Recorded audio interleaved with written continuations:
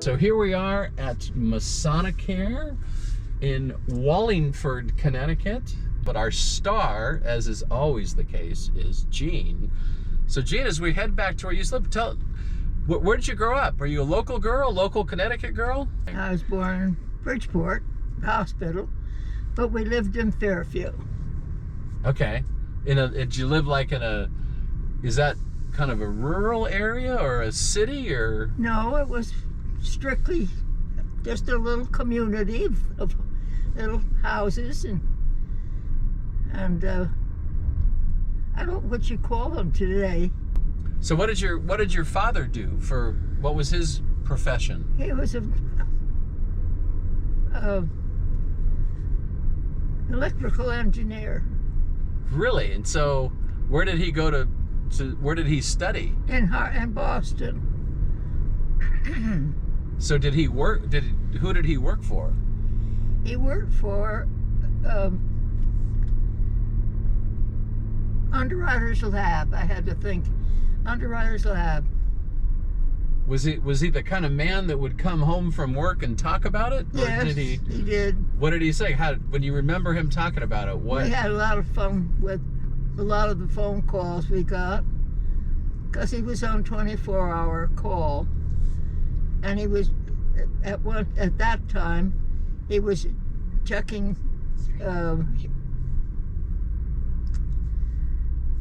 Checking like the core. No, the thing that what sprinklers. Oh, okay, all right. He was checking sprinklers, and there were a lot of fun times. One time, he got a call from Bridgeport Brass. All the factories at that time we were at war, so the factories are busy, and my mother and my two sisters and I were on call. If anybody needed him, we had to be able to notify him. So this one day, we had a call from Bridgeport Brass. It's a very big factory in Bridgeport, and they said that their sprinkler was leaking. And my dad said that when I turned the call over to him, he said, that doesn't sound possible. That thing is not leaking. I said, well, Dad, they think it is. They kept calling saying the sprinkler was leaking. He said it wasn't. He knew it wasn't, but he said, I'll have to go look, So he did, and he came home. He said, there's nothing wrong with that sprinkler system. Everything's fine. I don't know what they're talking about. So we waited, and they gave us another call. Said it was still leaking. So Dad said, I'll go down again, see what's happening. So he went down to Bridgeport Brass and checked the leak that they were couldn't imagine. So Dad said, would you get me a ladder? I'm going up in the ceiling, see what's up there, see what's causing this. So they got him a ladder, and he climbed up into this place, and he came down laughing like anything. And we all said, what was it, Dad? He said, there's a raccoon up there. And he was peeing on the secretary's desk down below. So that was that one. That is so funny. Did you like to cook? Did I like to cook? No. I cooked, but I didn't really enjoy it. Fortunately, I had a husband that liked to cook. Oh, that's pretty good, because usually it's the other way around in that era. Mm-hmm. Did you marry him because of his ability to cook? visibility. No, did you marry him because he was a good cook? No, he wasn't cooking then. We went to high school. We graduated together. So was that kind of around World War II? That was the beginning, yes. So you grow up, and then did you have a lot of brothers and sisters? Just 2 sisters. Okay. Where were you? Were you the first, second, or third? I was the first. Okay. I was an only child for 8 years. And I guess I was spoiled. So were you happy when your sister showed up, or were you mad? I don't know. I saved my money, pennies for her. I couldn't wait for her to come. No, talk about that. What do you mean? You say? I thought it was going to be a girl, and it was. So we were lucky. When you said you saved pennies, what were you saving for? For a baby, for a brother or sister. Now that's how it happens. So were you a good girl? Did you get in trouble at all, or were you? No, I never had trouble, but I was busy. I kept myself busy with meeting people and enjoying life, which I did. In what way? Like, what are some things you did to enjoy life when you were young? Well, I don't know whether I could pin any one thing. My parents they couldn't have been better. What do you miss about your dad? When you think about your dad, what comes? If I said everything, that's all I can say. I'd miss everything that he was. He was the most wonderful father that we girls had. He taught me a lot of things. He taught me how to read before I even went to kindergarten.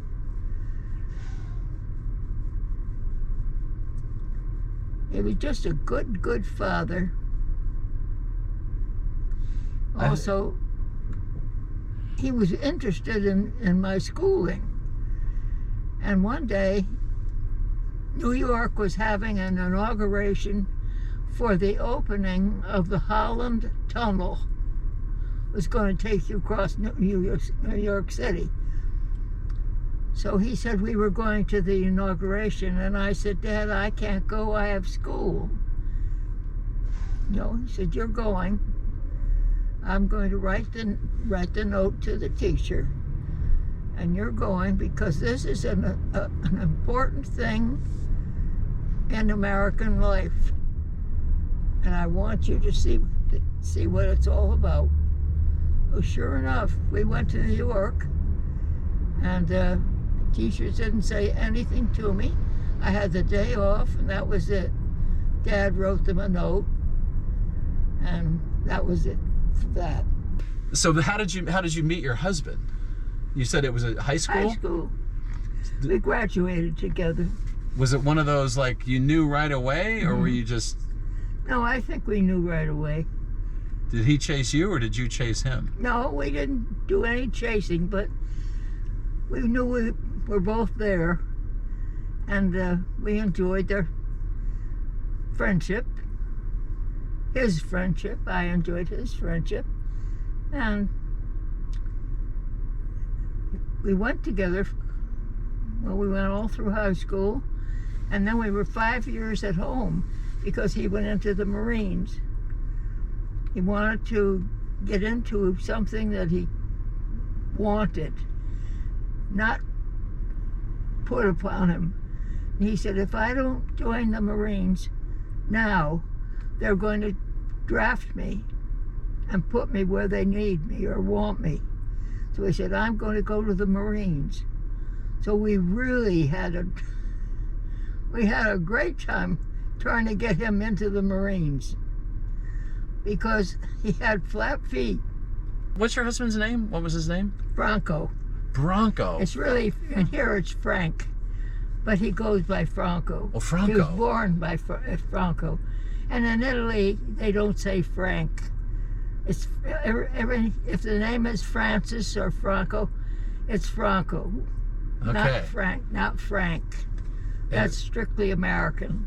So we'll get to the opera in a minute, but keep talking about the Marines. So he I mean, the Marines are for tough guys. Was Franco a tough guy? Well, he could be. No, he wasn't really tough, but he could be strong. In fact, he came out of the Marines as a sergeant, non-commissioned officer. Yeah, I don't think you can't. That's a tough. You got to be tough to be in the Marines. That's I like Franco already. So he gets them. So did he? What was his 5 years like in the service? Did he go overseas at all, or what did he? He was in the Philippines for most of the time. Oh, that was, man, there was some brutal stuff happening over there. Was he? Well, he was on the island of Mindanao. And so was that one of the islands that, I mean, because you hear a lot about Okinawa and Iwo Jima. Yes, I mean, that was a well-known name, and at that time of the war, it was quite well known. Was he in combat at all during that? No, not really. He was he ended up in the Air Force, Marine Air Force. Really? Okay. And he was in the first Marine wing, of the when they decided to move some of the things, they made this the first wing of the Marines. Yeah. Okay. All right. Part of their Marines. Oh. All right. Look, this is Gene. Hi, Gene. Hi, I'm JD from Wallingford Flower. All right, and you? we're here to honor Gene. Yeah. You doing good today? So I have something for you. Oh my goodness. And I'm going to put it on your wrist. Thank you. You're welcome. Kind of matches. Goodness. He has a good little matching. Thank you know. very much. Wow. Looks so pretty on you. Thank you. Thank you. That's lovely. Well, So we have what's our camera person's name here? Oh, my name is Mary Ellen. Mary Ellen. So what do you think about 100-year-olds, Mary Ellen? I think it's amazing because you're just so lucky. You're so lucky. Like, we're so blessed to be able to grow older. You know, we hear so many people that complain about the wrinkles and the this and the that and the aches and the pains, but so many people don't have the privilege to grow older. So I think. So what advice you said, Mary Ellen? Yeah. What advice would you give Mary Ellen? Do you have kids or? I do. I have 3, all in college. Okay. So what advice do you have for Mary Ellen? She's got her 3 kids in college, and all of a sudden she's going to have to be an empty nester. What do you? That's great. I can't wait. That's very nice. Oh, I like that. Good idea. Great. Yeah. Just Aww. great.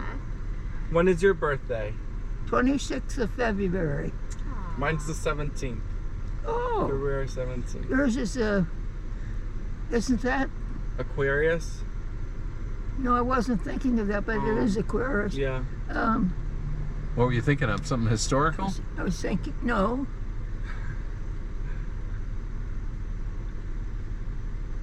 I've lost it. It's okay. You can make it. One Happens to me too. One good thing about being 100, you can make anything up, and we're not going to be able to fact check it. So you could say anything and get away with it. So. Yeah, I we'll love believe your it. scarf. Aw, I just thank love you. it. Thank Did you. someone do it for you? No, I bought it at Marshall's. Oh, I know. Beautiful. On clearance. lovely. Yeah. Aww. All right. Well, thanks you guys for. You're welcome. Well, we're done. So you've. But my word of advice is, sometime in the next year, talk to Cherie. Go up there, bring some flowers to the. I don't know. Have you been to Masonicare? Either one of you? Yeah, my aunt lives in Ashler. Yeah. That's what. Is her name Pam? No. Oh, okay. That would have been something. Wouldn't it have been? Okay. All right. Thanks you guys. That's Thank you. awesome. Thank you. Can I take a quick picture of you and JD Sure. with your flowers? With the flowers. Yeah. Aww. Beautiful. Thank you. you. All right. Day. Bye. You're welcome. We wrote letters every day, both of us, So we had mail coming in all the time and going out. I wrote them every day, just as I wrote my parents when we moved to Italy. I wrote my parents every day, and when I came back home to live in the States with my husband, my mother presented me with a big cardboard box. And I said, "What's this, Mom?"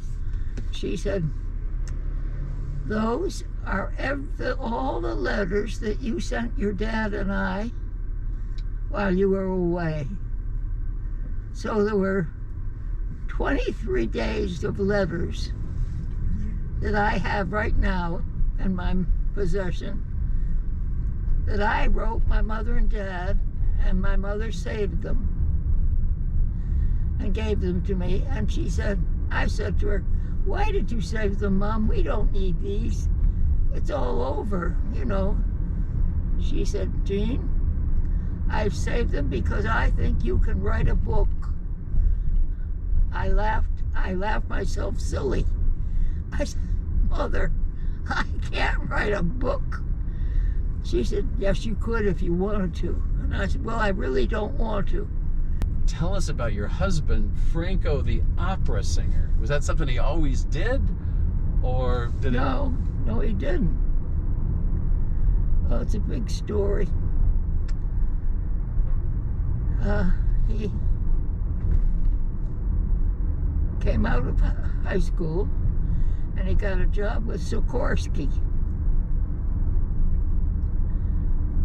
Because my dad was inspecting Sikorsky, and Dad said he had seen there was an opening. And Franco had been studying machinery. So he was able to get a job with Sikorsky. And we came to know Mr. Sikorsky, a very nice man. He had a son that was a violinist. And Mr. Sikorsky was very interested in music. So it made it very nice for Franco because he's working in Sikorsky. And he said that Mr. Sikorsky could go to New York, that Franco could go to New York once a week to study. Now that goes back to when we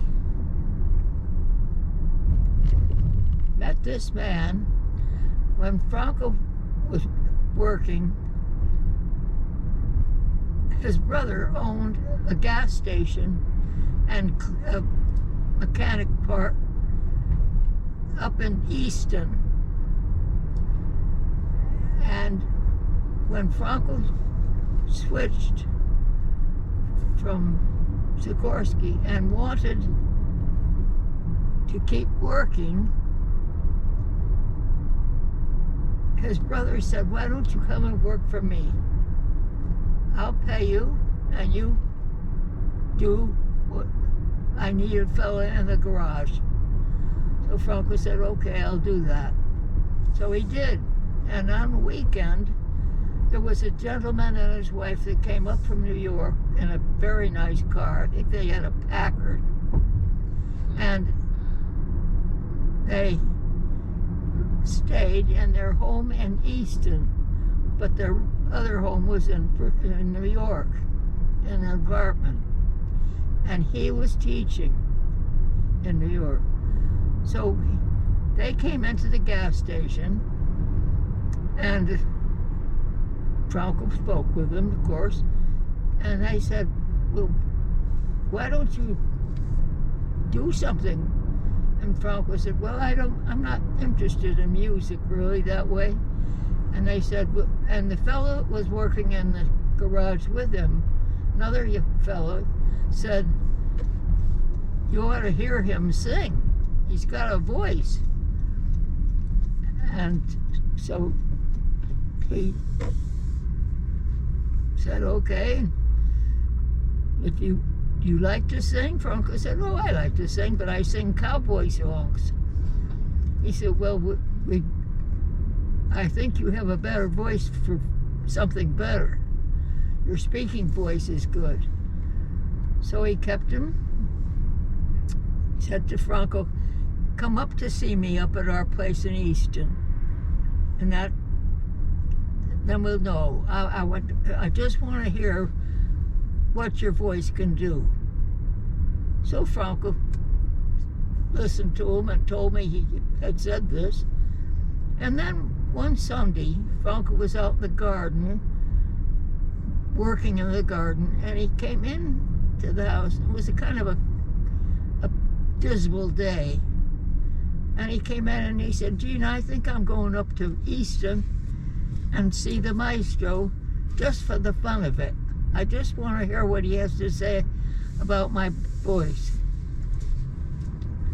I said, are you sure you want to do that? And he said, yes, I just like to do it for the fun of it. I said, okay, you go ahead. So he went up and came back and said, the maestro thinks that you and I should go to Italy, drink a lot of wine, eat a lot of spaghetti, and for me to study there for a year. This is just from that one day? From going up there the one day? Yep. And so I said, you're not really seriously going to think about this. He said, well, don't you think it'd be fun if we went to Italy? See what it's all about? Be kind of nice. And I said, all right, if that's the way you want it. Had you ever been there before? No, to Italy? Yeah. No. We decided to go. His mother said to me, you're not going to do that, are you, Gene? I said, Mother, if this is the way he wants it, why not? We can give it a try, see what it's like. And if it doesn't work, we just won't do anything. So we went on a boat and we left home. And when we got on the boat, we were in the dining room having dinner. I mean, was it a nice boat? Was it like a cruise kind of boat, or was it just a transport? You're kind of all crammed together a little bit. It was a very nice boat, but it was part of the, what was the ownership of those boats? I forget. But anyway,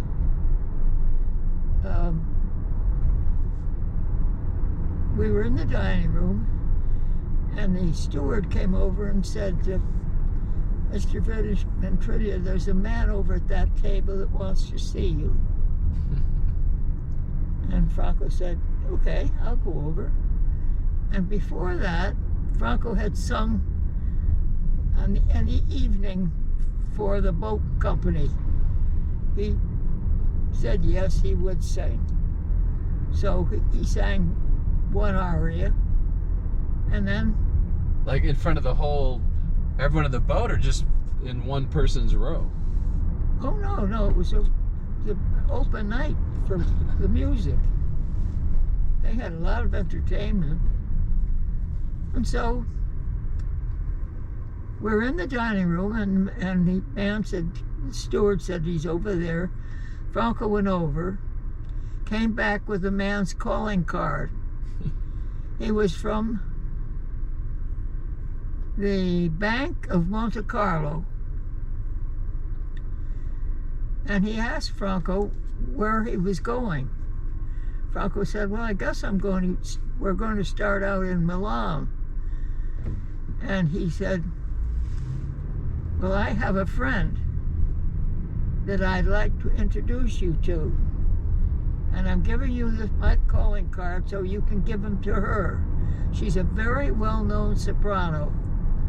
And she will direct your husband to a teacher. She's even teaching herself. So Franco said, all right, so sure, this is what we did. We got to Rome. We had to go to Rome to see her. We stayed overnight, 2 nights in Milan, and then we went back to Rome. And her name was Toti Del Monte. She was very well known. That sounds like something out of a movie. Yeah. She was very well known and sang for years in the opera place houses. So she. I mean, did you know when they would have these conversations? Well, I wasn't with him. But what was he going to get paid, or how did they get brought up? I mean, how did it work financially? Financially, it was money out of our pocket. So nobody was saying, "Come sing and I'll pay you." No, not then. Did he think that would happen? Did he think, if I do this, I'll be able to start making money doing it? No, I don't think so. I don't think it dawned on him.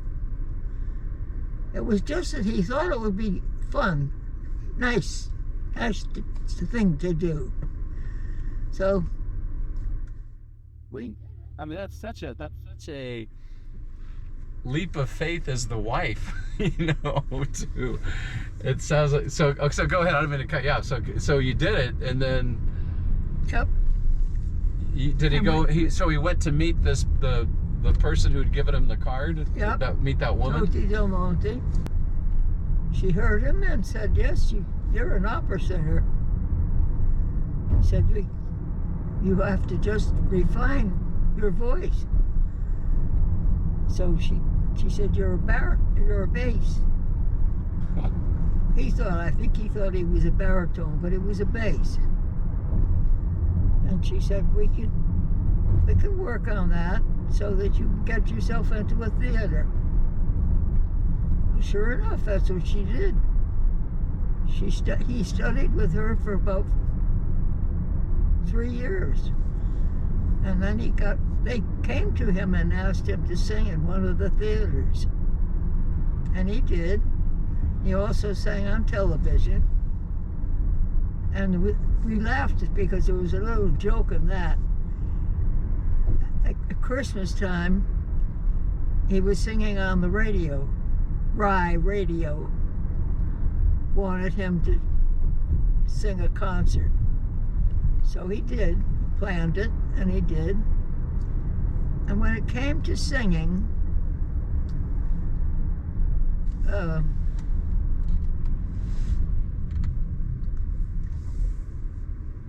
about Christmas, one of the Christmas songs. And may all your Christmases be white. Yeah, the White Christmas. That's it. He sang on the radio, "May all your Christmas cards be white." I was listening. I said, "It's not possible you made that mistake."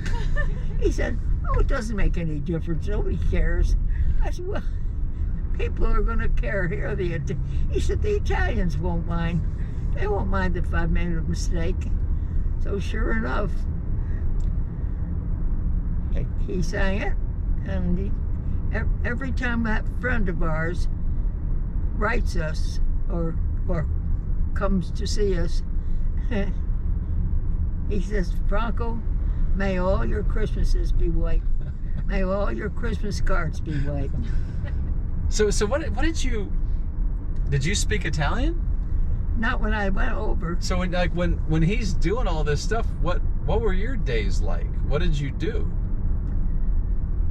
Well, I don't know. Of course, I was writing home. I wrote every week. I mean, did you have any? What did you do for money to live on? I'd tell them all we were doing. Going here, Franco's singing there. He's rehearsing here. You know. So then he started getting paid for it then. No, not quite. He didn't get paid right away.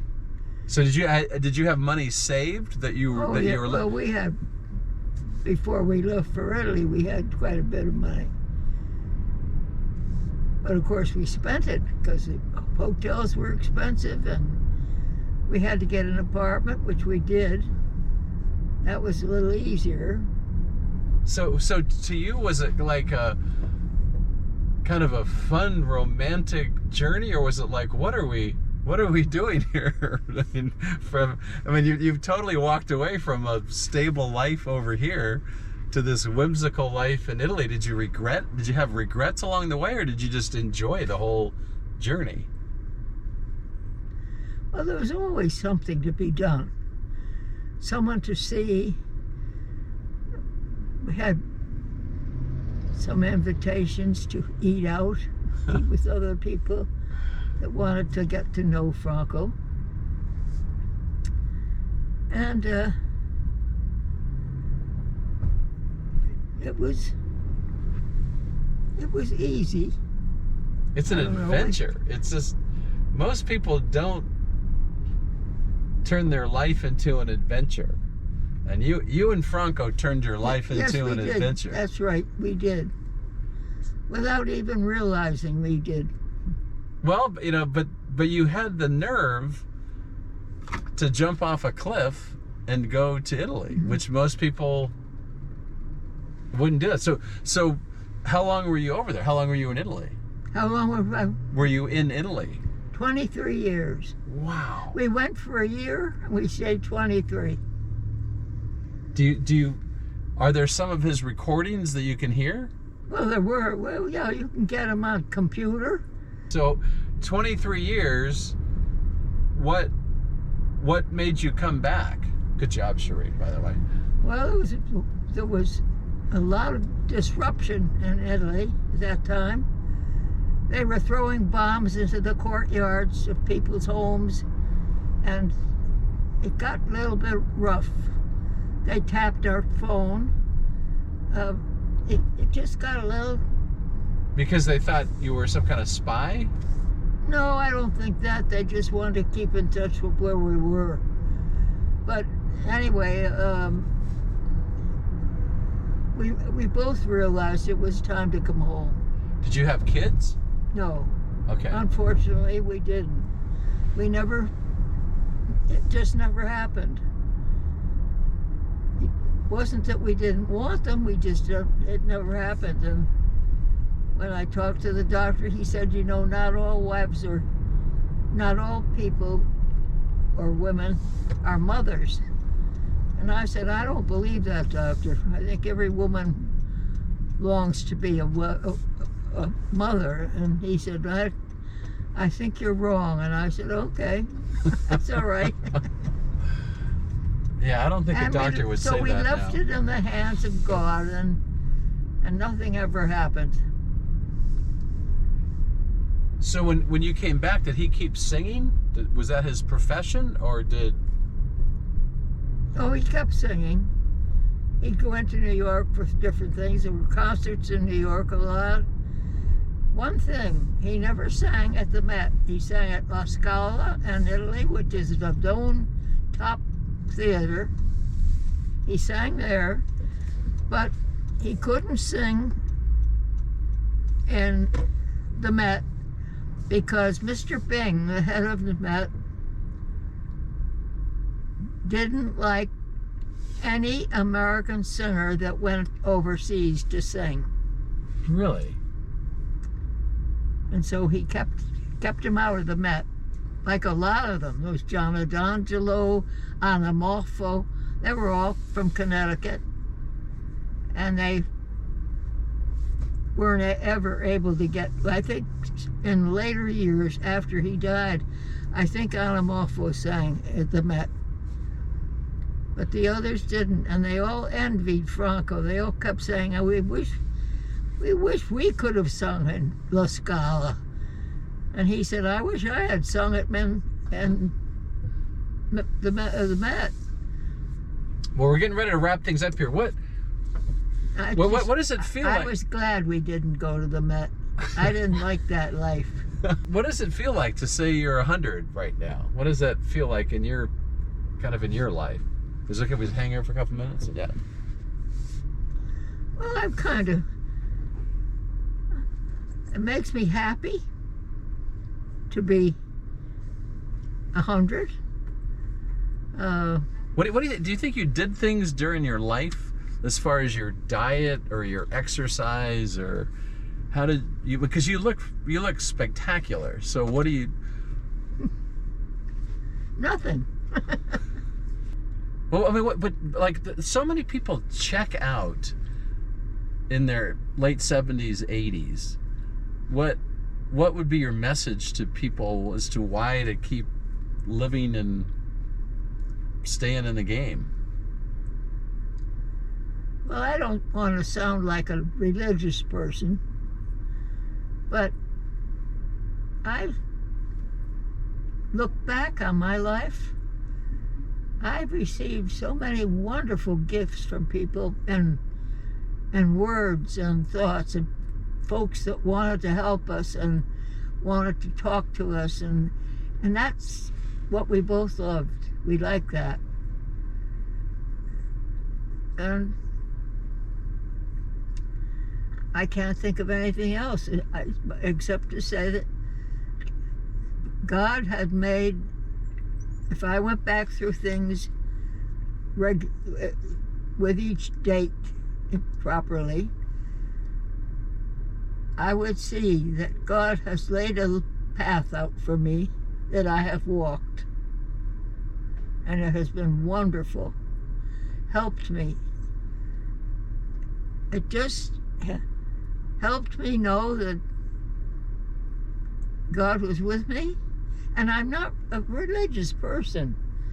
I have it in my heart, and I don't talk about it or anything if I can help it. But there's something there for all of us, I know. And sometimes you wonder why. My youngest sister died in April. She was 81, 88. The other sisters in 91. But we've all had the same background, all had the same parents.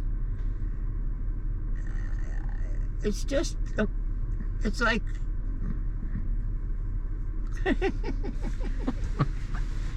it's like leading. No, but I'm leading lady. You are totally the leading lady right now. So. No. So well, yes, I would be. No, but it's an honor to do on this drive. But I think you're spiritual in a way that is very. Thank you. Yeah, it may not be tied to a traditional religion, but you have an aura of. We came in touch with so many people. I talked with the Pope, other priests, ministers. I made them come when they came to Milano. They'd stay overnight with us for one night till when a plane would take them off somewhere else. But it was all part of my life that I had to live, that I was living and not knowing it. That's the thing. I can't put my fingers on any one thing that has. So many people have come into our life. I've lost a lot of them now. I was always writing friends or calling on the phone. And so many wonderful people. And people that helped us in some way. Our one doctor we came in touch with, Franco, was having a shingles. It was awful. Friends go to the hospital. The doctors met an avid opera player, opera enthusiast. So naturally, they became very good friends, husband and wife. We took them back to Italy because we went back a couple of times. We took them on one trip. And those are things that part of it.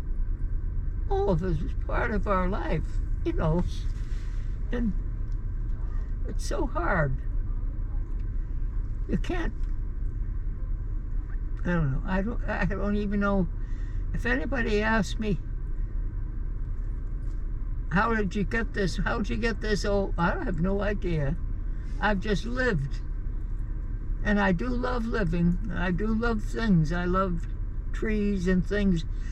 My room is over a beautiful greenery from the hill up here and back, which is, I just sit and watch, look at the clouds moving, and life is all it's alive.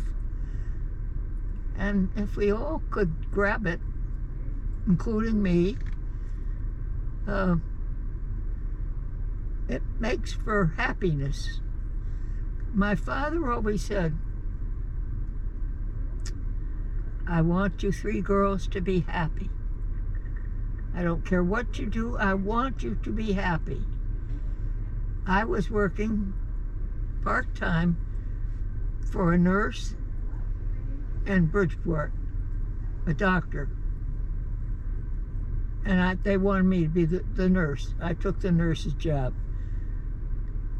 And that was fine. But my dad, I got so I didn't like it. And I started I'd come home and say, oh, I hate that job. Dad said, why are you doing it? I said, well, I don't know. I'm using the money, of course. Is that making you happy? I said, no. Get out of there. Get another job. But thank you for doing it. I love you're the personification of a life that you were willing to take risks and look at this life you've led because you were willing to do that. So, but I think that was because of my background. I think my dad put that in us, my mother too, to do what you wanted to do, but do it well, and enjoy it when you're doing it, and so on, that sort of thing. I think maybe that helped.